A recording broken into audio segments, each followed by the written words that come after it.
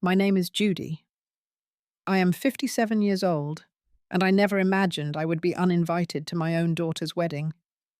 When Amanda's beautiful invitation arrived in the mail, my heart swelled with pride. Then came that devastating phone call. Mum, I'm so sorry, but Karen insists that only Richard should walk me down the aisle. We have to uninvite you. The pain was unbearable, but I chose to accept it for Amanda's sake. Little did I know this decision would change everything. If you're watching this, please hit like and subscribe, and let me know in the comments if you've ever had to step back from something important for someone you love. Your support means the world to me as I share the most heartbreaking chapter of my motherhood journey. Thomas and I were college sweethearts. We met during sophomore year in a literature class and married right after graduation. Our first 5 years together were blissful. We bought our first home, established our careers, and then welcomed our beautiful daughter Amanda into the world. I still remember holding her tiny body against my chest. Thomas beaming with pride beside us, promising we would give her the world. For 8 wonderful years, we were the family I had always dreamed of having. Thomas coached Amanda's T-ball team while I chaperoned her field trips. We took summer vacations to the beach, built snowmen in winter, and created traditions that I thought would last a lifetime. Amanda was our perfect little girl, with her father's blue eyes and my curly hair smart as a whip and sweet as can be.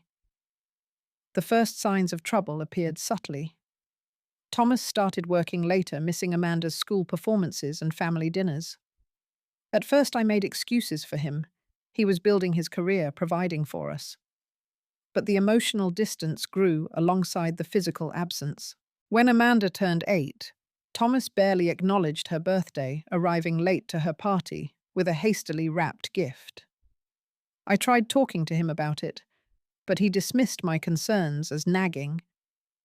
Our conversations turned into arguments. The warmth that once filled our home slowly dissipated, replaced by tense silences and forced pleasantries for Amanda's sake. Then came the devastating discovery. A text message popped up on his phone while he was in the shower, from someone named Karen. "Can't wait to see you tonight. Missing you already." My hands trembled as I confronted him. After denials and deflections, Thomas finally admitted to having an affair with his co-worker for nearly 6 months. Despite the betrayal, I wanted to save our marriage for Amanda's sake. I suggested counseling, and Thomas reluctantly agreed. We attended 8 sessions, but his heart wasn't in it. During our final session, he confessed he no longer loved me and wanted out. 2 weeks later, he moved out of our family home, leaving 10-year-old Amanda confused and heartbroken. The divorce proceedings were brutal. Thomas hired an aggressive attorney who painted me as emotionally unstable, claiming I was using Amanda as a weapon against him. The reality was I just wanted fair child support and to maintain stability for our daughter. After months of legal battles, I received primary custody, with Thomas granted visitation every other weekend and Wednesday evenings. Within 3 months of our divorce being finalized, Thomas married Karen. They didn't even wait the customary year. Amanda wasn't invited to the wedding. Thomas claimed it was adults only, but I later found photographs showing other children in attendance. Those early days as a single mother were the hardest of my life. I had to switch to a more demanding job to compensate for Thomas's inconsistent child support payments. Some months the money came, others it didn't. I would work 12-hour shifts, then come home to help Amanda with homework, cook dinner, and try to maintain a sense of normalcy. Thomas's visits with Amanda became increasingly sporadic. He would cancel at the last minute, citing work emergencies or other commitments. Each time I would have to console our daughter, watching her little face crumple with disappointment. "Why doesn't Daddy want to see me?" she would ask, and my heart would break all over again.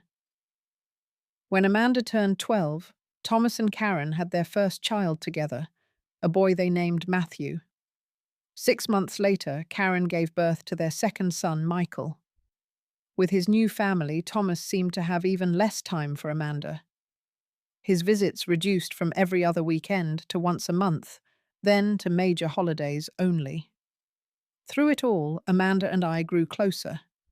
We developed our own traditions: Sunday morning pancakes, movie nights on Fridays, and summer road trips to national parks. I stretched my budget to ensure she could continue her piano lessons and soccer practice. We would talk for hours about her dreams of becoming a veterinarian, her school crushes, and her friendships. Despite the pain of Thomas's abandonment, we were building a beautiful life together, just the two of us. But our peaceful coexistence was about to be challenged in ways I never anticipated. Thomas and Karen were about to inject themselves back into our lives with consequences that would ripple through the years to come. 6 months after Thomas and Karen welcomed their second son, they made a decision that would dramatically alter the dynamic of our fragmented family. They purchased a house just 3 blocks away from ours in the same school district. At first, I tried to be positive about this development, thinking perhaps Thomas wanted to be more present in Amanda's life. Unfortunately, I soon discovered the move had more to do with Karen's agenda than Thomas's paternal instincts. Karen began her campaign to win over Amanda with extravagant gifts. For Amanda's 13th birthday, while I gave her a thoughtful journal and art supplies within my budget, Karen and Thomas presented her with the latest smartphone and designer clothes. I couldn't compete financially, and Karen knew it. She would make comments within Amanda's earshot, like, "We would have gotten you the blue one too, but your mum probably couldn't afford both." The material gifts were just the beginning. Karen started volunteering at Amanda's middle school, something I couldn't do because of my work schedule. She signed up as a chaperone for field trips, helped at bake sales, and joined the PTA. Soon she knew all of Amanda's teachers and friends. While I was working to keep a roof over our heads, Karen was embedding herself in Amanda's daily life. Karen also began inviting Amanda over on days that weren't Thomas's designated visitation times. She would text Amanda directly, offering to pick her up from school and help with homework before I got home from work. These impromptu visits increased in frequency, and I found myself coming home to empty houses more often with hastily written notes from Amanda, saying she was at Dad and Karen's. During a parent-teacher conference, I was blindsided when Amanda's science teacher praised how involved Amanda's mother, Karen, is with her education. When I clarified that I was Amanda's mother, the teacher looked embarrassed and apologized, explaining that Karen had been attending all the school functions and referring to herself as Amanda's mother. Around this time, I discovered through mutual friends that Karen had been spreading rumors about me in the community. She told other parents I was bitter about the divorce, unstable and neglectful of Amanda due to my work schedule. Some parents began limiting their children's visits to our home, and Amanda noticed the change, asking why her friends weren't coming over as much. Despite the hurt and anger I felt, I made a conscious decision never to speak ill of Karen or Thomas in front of Amanda. I didn't want to put her in the middle or make her feel she had to choose sides. When Amanda would come home raving about the fun she had at their house or the places they took her, I would smile and ask questions showing genuine interest, even as my heart ached. As Amanda entered her teenage years, the comparison between Karen and me became more explicit. "Karen lets me stay up until 11 on weekends," she would say. Or, "Karen says these jeans are more stylish than the ones you bought me." Each comment was like a small dagger, but I tried to respond with patience and understanding rather than defensiveness. The divide grew deeper when Thomas received a substantial promotion. Suddenly, they were taking Amanda on weekend trips to amusement parks, skiing in Colorado during winter break, and shopping at upscale malls. My modest teacher's salary couldn't provide these experiences, and Amanda's excitement about their outings was always tinged with an unspoken comparison. For Amanda's sweet 16, Karen orchestrated an elaborate party at their home, complete with professional decorations, catering, and even hired entertainment. I was invited as an afterthought and spent the evening feeling like a guest rather than a mother celebrating her daughter's milestone. I overheard Karen telling other parents, "I wanted to give Amanda the party her real mother never could." Throughout these challenging years, I maintained my composure and dignity. I continued to provide a stable, loving home for Amanda and focused on the quality of our time together, rather than the quantity of things I could give her. But watching Karen methodically insert herself into every aspect of my daughter's life, while systematically undermining my role as her mother, was the most painful experience of my adult life. I didn't realize then that this was just the beginning of Karen's long game, a careful, calculated effort to replace me in Amanda's life that would ultimately lead to one of the most painful moments a mother could experience, being told I wasn't welcome at my only daughter's wedding. Just when I thought I would have to navigate the challenges of co-parenting with Thomas and Karen on my own forever, an unexpected blessing entered our lives. I met Richard. There was during a parent-teacher conference for Amanda's freshman year of high school. He was there for his nephew, and we struck up a conversation while waiting in the hallway. Richard was kind, with gentle eyes and a warm smile that immediately put me at ease. After exchanging numbers, Richard called 3 days later to ask me out for coffee. I hesitated, worried about introducing a new person into Amanda's life, but something about his genuine manner convinced me to accept. Over steaming cups of coffee, I learned Richard was a structural engineer, divorced with no children of his own, and had a passion for restoring classic cars. By the end of our 2-hour conversation, I felt a connection I hadn't experienced in years.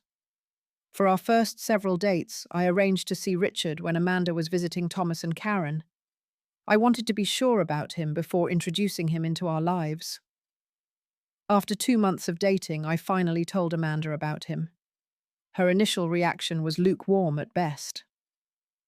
"Whatever makes you happy, Mum," she said with a shrug, but I could see the apprehension in her eyes.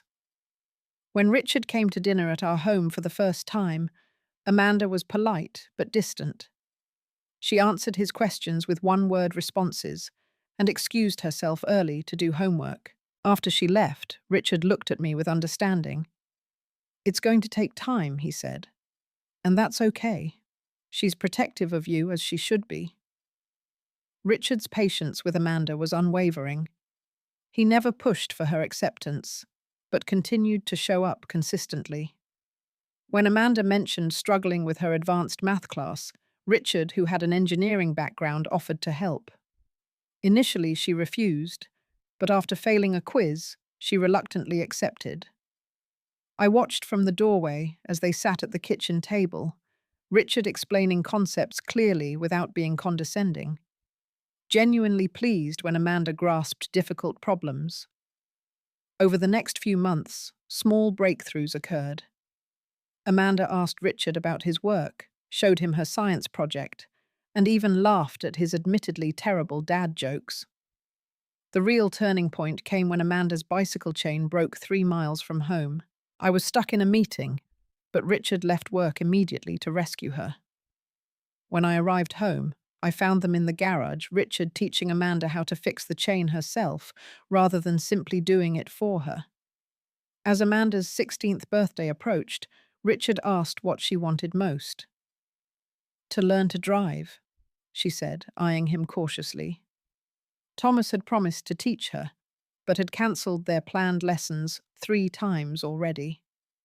Richard spent every Saturday for 2 months teaching Amanda to drive in empty parking lots, then quiet streets, and finally busy highways.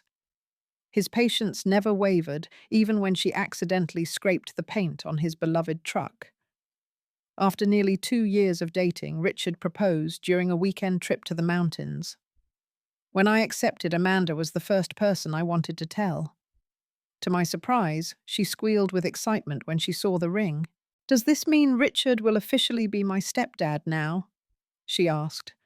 and the acceptance in her voice brought tears to my eyes. We planned a small wedding ceremony, and Amanda agreed to be my maid of honor. I invited Thomas and Karen, hoping to demonstrate that we could all be adults for Amanda's sake. They declined, citing a previous commitment. Later, Amanda confided that Karen had called our wedding a desperate attempt to replace their family. Despite this, the day was perfect. Richard's heartfelt vows included promises not just to me, but to Amanda as well. He gifted her a delicate silver bracelet, telling her it symbolized his promise to always be there for her, not as a replacement for her father, but as an additional person in her corner. After the wedding, our life as a blended family settled into a comfortable rhythm. Richard attended all of Amanda's high school events, cheering loudly at her soccer games and beaming with pride at her academic awards.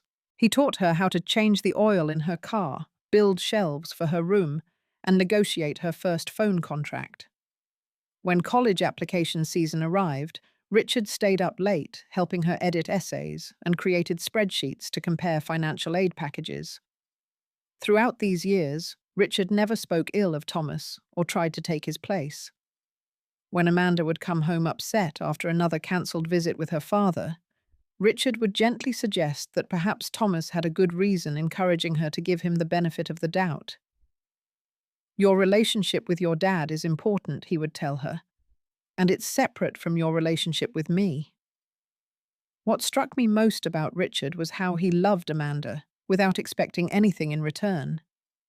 He understood that building trust with a teenager who had experienced abandonment would take time and consistency. His unwavering support created a safe harbor for Amanda during the turbulent years of adolescence, and I watched in awe as my daughter flourished under the steady presence of a man who chose to be in her life every single day.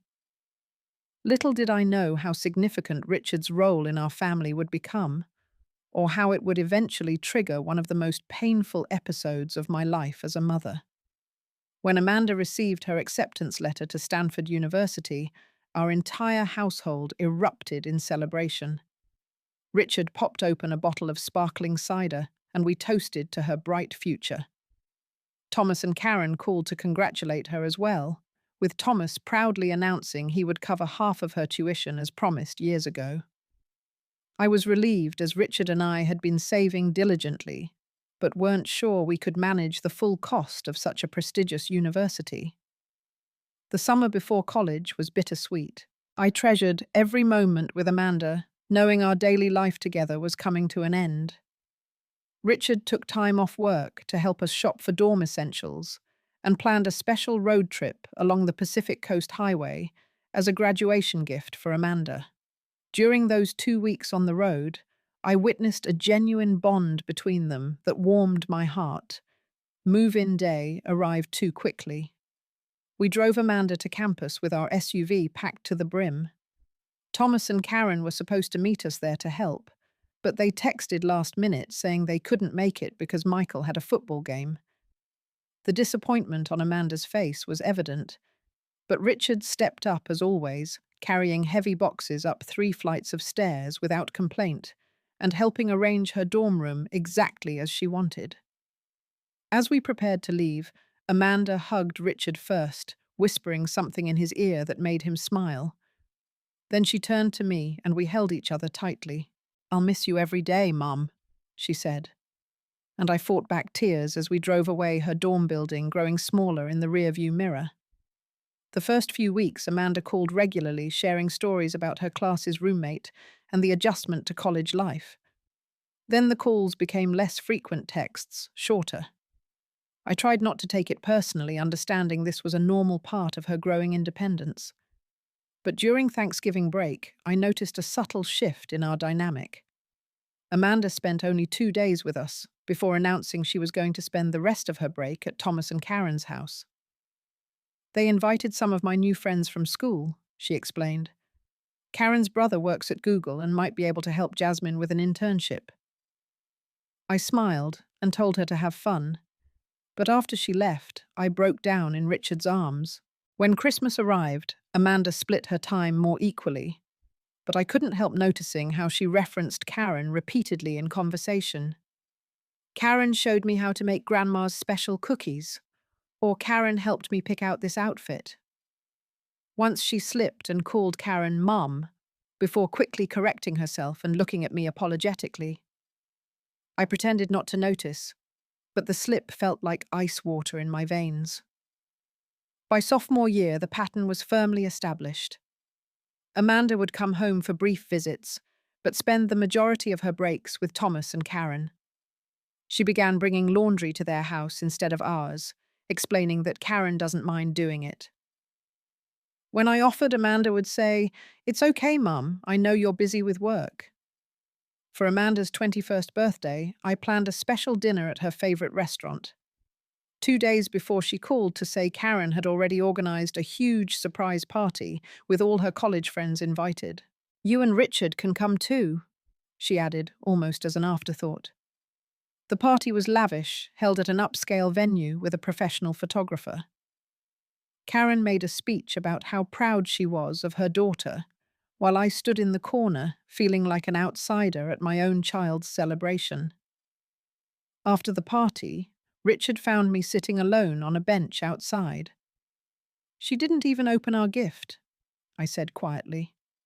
We had saved for months to buy Amanda a professional camera for her photography hobby.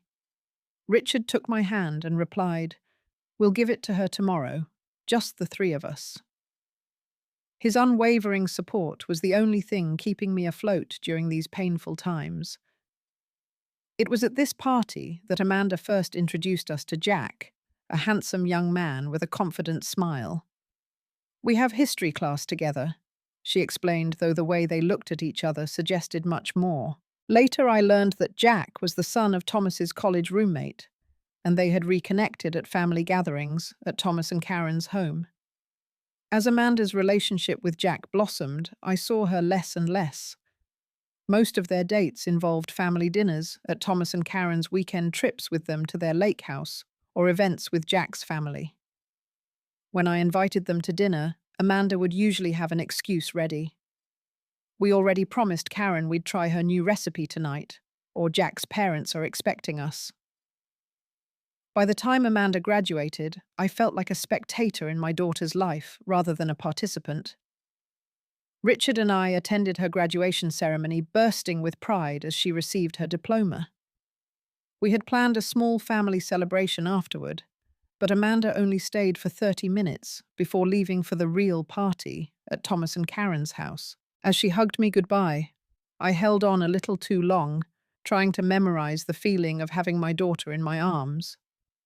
I didn't know then that the worst pain was still to come, that the gradual distancing I'd experienced over these college years was merely a prelude to the ultimate exclusion, being uninvited from the most important day of my daughter's life.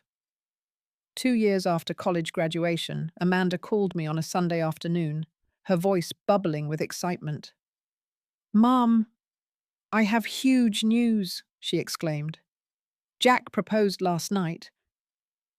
I felt a surge of happiness as she described the romantic proposal at sunset on the beach. After congratulating her and asking for details about the ring and the moment I offered to help with wedding planning in any way I could. "Actually," Amanda replied, her tone shifting slightly, "Karen has already started putting together some ideas. She knows a fantastic wedding planner who worked on her sister's wedding." I swallowed my disappointment and kept my voice upbeat. "That's wonderful, sweetheart. But I'd still love to be involved. Maybe we could look at venues together." Amanda agreed half-heartedly, and we set a date for the following weekend. I spent the week researching local wedding venues, creating a spreadsheet of options within different price ranges, and collecting brochures. When Saturday arrived, I waited eagerly for Amanda, a pitcher of her favorite iced tea ready, and wedding magazines spread across the coffee table.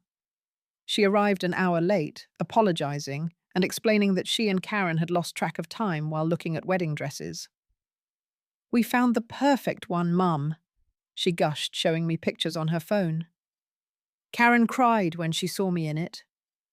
I felt a pang of hurt that I hadn't been included in this significant moment, but forced a smile and told her she looked beautiful. As we reviewed my venue options, Amanda seemed distracted. "These are great, Mom, but Jack's parents and Dad have already put deposits on the Grand Meridian Hotel. Karen knows the events manager, so they're giving us a discount." One by one, all my suggestions were politely dismissed. Karen had a caterer in mind. Karen had found a florist. Karen knew a fantastic photographer. When I tentatively brought up the financial aspect, offering to contribute what Richard and I had saved, Amanda waved away my concerns. "Dad and Karen are covering everything, Mum. They insist. Jack's parents are handling the rehearsal dinner." Her tone suggested I should be grateful, but I mostly felt sidelined. Over the next few months, my involvement in the wedding planning dwindled to occasional text updates and photos of things already decided. I would learn about major decisions after the fact. The wedding date had been set, the bridesmaids' dresses selected, the honeymoon location booked. Each time I offered input, Amanda would reply, "Oh, Karen and I already took care of that." Despite feeling increasingly marginalized, I was overjoyed when the formal invitation arrived in the mail 6 months before the wedding. The thick cream envelope contained a beautifully embossed card listing me as mother of the bride. I placed it on our mantel, showing it proudly to Richard when he came home from work. "At least they got that right," he said, squeezing my shoulder supportively. 3 weeks after receiving the invitation, Amanda called. Her voice sounded strained as she asked if we could meet for coffee the next day, just the two of us.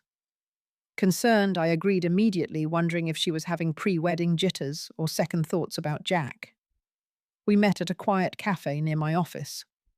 Amanda looked uncomfortable, fidgeting with her engagement ring and avoiding eye contact. After small talk about the weather and her job, she finally took a deep breath and said, "Mom, I need to tell you something difficult."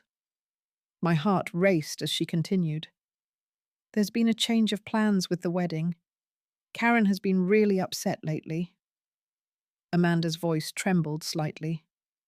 "She feels that having Richard at the wedding would overshadow Dad's role. She says it's inappropriate for my stepdad to be there when my real dad is walking me down the aisle." I stared at her in confusion. "But Richard has been a part of your life for 14 years, Amanda. He loves you." Amanda looked down at her coffee. "I know, Mum, but Karen says it's about respect for Dad. And—" she hesitated before continuing. "She thinks it would be less confusing if you weren't there either." The words hit me like a physical blow. "You're uninviting me from your wedding." My voice was barely audible. Tears filled Amanda's eyes. "It's not what I want, Mum. But Karen has been crying for days. She says she's put everything into this wedding, and she can't bear the thought of sharing the mother of the bride role. Dad says we need to respect her feelings." Amanda reached for my hand. "I don't know what to do. I don't want to hurt anyone." Through my shock and heartbreak, I saw my daughter caught in an impossible situation, manipulated by a woman who had spent years working toward this moment. Despite the crushing pain, I made the decision that would change everything. "I understand," I said softly, though my heart was shattering. "If that's what will make your day easier, Richard and I won't attend." I squeezed her hand. "This is your wedding day, Amanda. It should be perfect for you." The relief on her face was both a balm and a knife twist. "Thank you for understanding, Mum," she whispered. "I promise I'll make it up to you somehow." As I drove home, tears streaming down my face, I had no idea that my sacrifice would set in motion a chain of events that would ultimately lead to the most unexpected reconciliation imaginable. When I returned home that afternoon, Richard immediately knew something was wrong. I collapsed into his arms and sobbed as I explained that we had been uninvited from Amanda's wedding. At first, Richard was stunned into silence. Then his expression hardened with anger I rarely saw in his gentle demeanor. "This is outrageous," he said, pacing our living room. "After everything we've done after all these years, Karen has gone too far this time." He grabbed his phone, threatening to call Thomas directly, and set him straight. I placed my hand over his, shaking my head. "Please don't. It will only make things worse for Amanda. She's caught in the middle of all this." Richard's frustration was palpable. "Judy, you can't just accept being excluded from your own daughter's wedding. This isn't right. This is Karen's final power play, and if we give in, she wins completely." "This isn't about winning or losing," I replied softly. "It's about Amanda. I don't want her wedding day tainted by family drama. She deserves better than that." Richard sat beside me, taking my hands in his. "You're right as always, but I can't stand seeing you hurt like this." After a moment of contemplative silence, his expression shifted. "What if we could show Amanda how much we care in a different way? Something that Karen couldn't control or take away." Over the next few days, Richard developed an extraordinary plan. Instead of fighting Amanda's decision or creating conflict, we would host a special pre-wedding celebration for her, not to compete with the wedding itself, but to express our love in a meaningful way that honored our unique relationship with her. We sent beautiful handwritten invitations to Amanda's friends from high school and college neighbors who had watched her grow up. My family members, and even some of Richard's relatives who had welcomed her as their own. The invitation explained that while we wouldn't be attending the wedding itself, we wanted to celebrate Amanda's happiness in our own special way. Richard created a heartfelt video montage of Amanda's life, featuring photos and clips from her childhood through adulthood. He included footage of her learning to ride a bike, opening Christmas presents, graduating from high school and college, and various moments with both of us throughout the years. The final clip was Richard helping teenage Amanda change a flat tire with her triumphant smile when they finished the job together. I wrote a letter to Amanda expressing my unconditional love and my wishes for her future happiness, carefully avoiding any mention of the wedding situation or any negativity toward Karen or Thomas. The letter focused solely on my pride in the woman she had become and my joy in having been her mother. As news of our situation spread among friends and family, an unexpected wave of support emerged. Many people were shocked that a mother would be excluded from her daughter's wedding. Amanda's godmother, Patricia, called her directly expressing concern about the situation. Several of Amanda's cousins from my side of the family declined their wedding invitations in solidarity. Even Thomas's parents, who had always been cordial to me, apparently questioned the appropriateness of the decision. A week before our planned celebration, Amanda's maid of honor and childhood best friend Sarah visited me. "Amanda isn't herself," she confided. "She's going through the motions with the wedding planning, but she seems miserable. Yesterday she broke down crying while trying on her veil. I think she regrets uninviting you, but she doesn't know how to fix it without upsetting Karen." I thanked Sarah for her concern, but reiterated that I didn't want to create problems. The last thing Amanda needs is more pressure from any direction. Our celebration is about love, not making a statement. Richard and I poured ourselves into preparing for our event. We transformed our backyard with string lights and flowers from our garden. I baked Amanda's favorite cookies and desserts, while Richard built a small platform for dancing. We created a display of meaningful mementos from Amanda's life. Her first baby shoes art projects from elementary school, the corsage from her prom, and photos capturing special moments between us. Unlike the lavish wedding being planned at the Grand Meridian Hotel, our celebration would be intimate and heartfelt, focused not on impressing guests, but on expressing genuine love. We didn't need expensive decorations or gourmet catering to show Amanda how much she meant to us. Every handmade detail carried the message we wanted to convey, that our love for her was steadfast, unconditional, and untouched by the painful circumstances. As the day of our celebration approached, I received an unexpected text from Amanda. "Can we talk tomorrow? It's important." My heart raced with anticipation and anxiety. Had Karen discovered our plans and created more problems? Was Amanda going to ask us to cancel our celebration? I replied with a simple, "Of course, sweetheart," and spent a restless night, wondering what the morning would bring. I had no idea that our act of loving acceptance, rather than angry confrontation, was about to catalyze a profound shift in our family's dynamics, one that would ultimately heal wounds I had thought would remain open forever.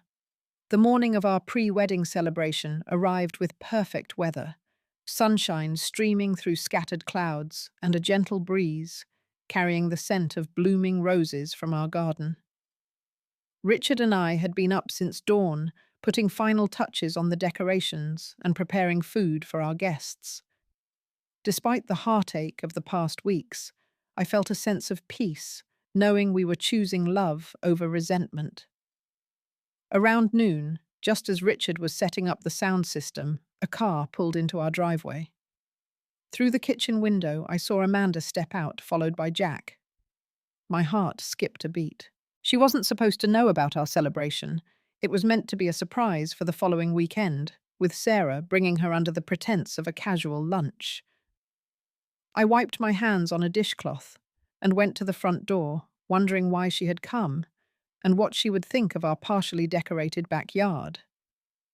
When I opened the door, I was struck by Amanda's appearance. Her eyes were red and puffy, her hair pulled back in a hasty ponytail, so different from the polished look she had adopted in recent years. "Mom," she said, her voice breaking as she rushed forward to embrace me. I held her tightly as she began to sob against my shoulder, her body trembling with emotion. When she finally pulled back, wiping tears with the back of her hand, she looked at me with such raw emotion that it took my breath away.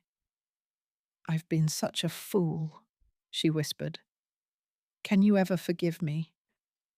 I led Amanda and Jack to the living room where Richard joined us, surprise evident on his face. Amanda clutched my hand as she began to explain what had brought her to our doorstep. "I couldn't go through with it," she said, her voice steadier now.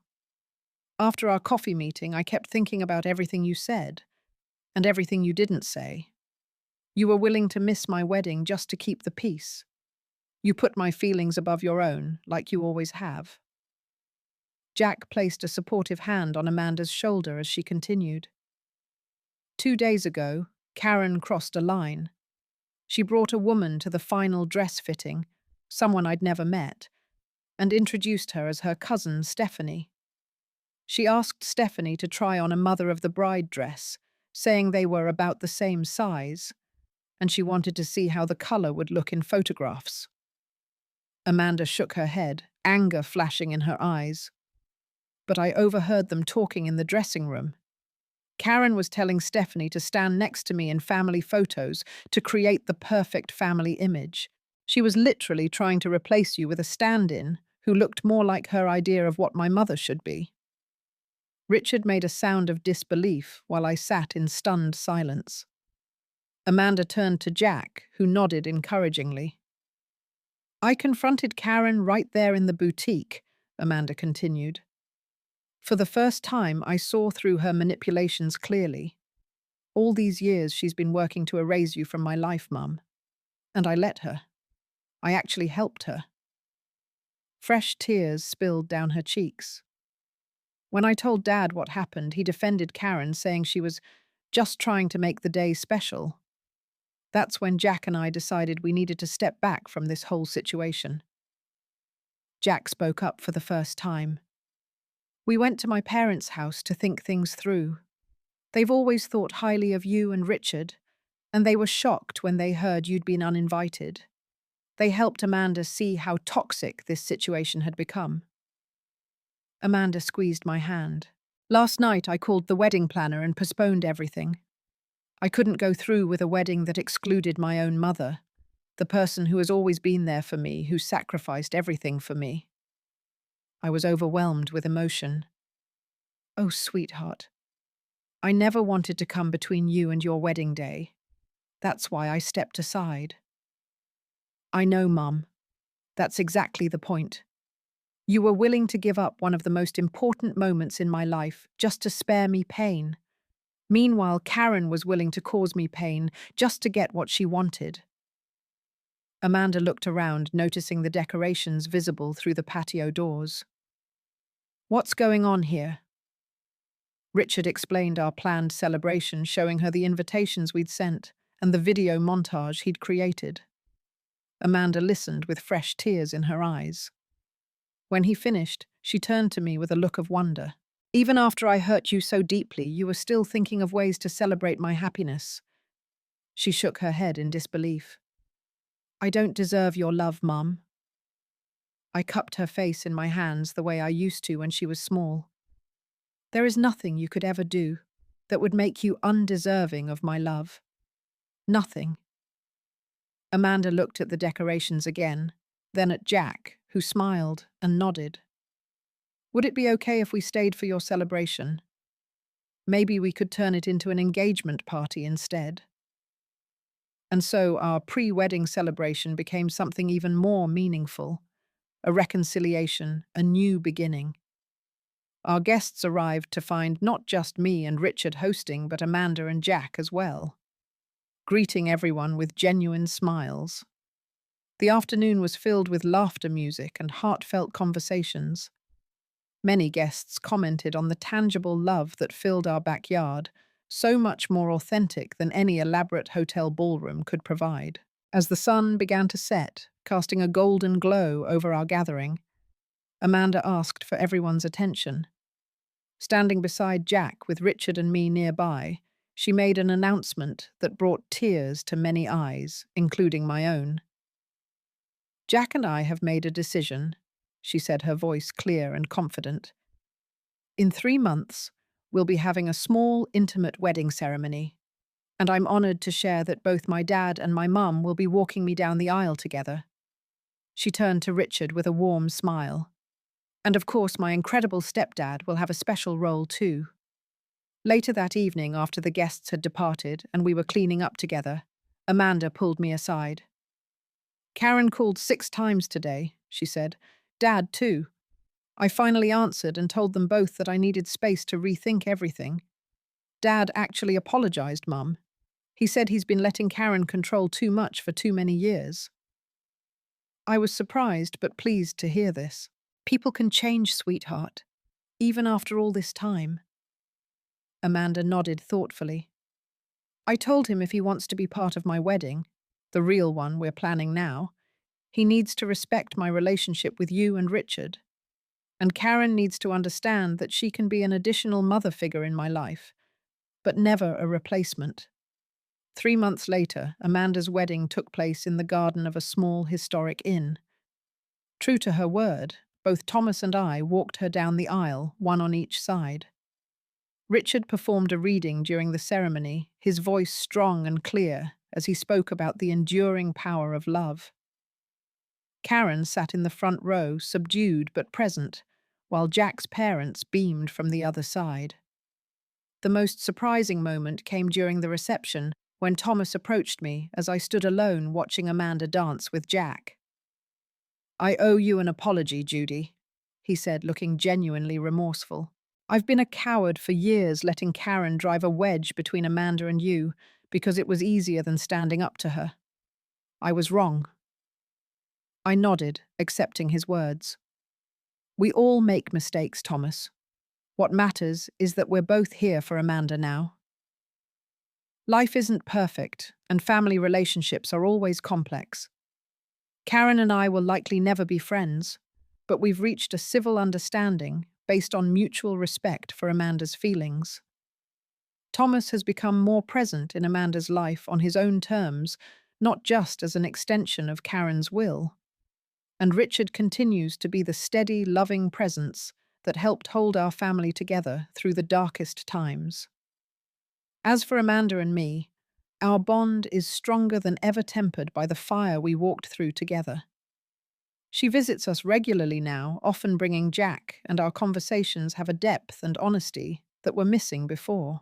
The journey taught me that sometimes the greatest act of love is stepping back and allowing someone the space to make their own mistakes.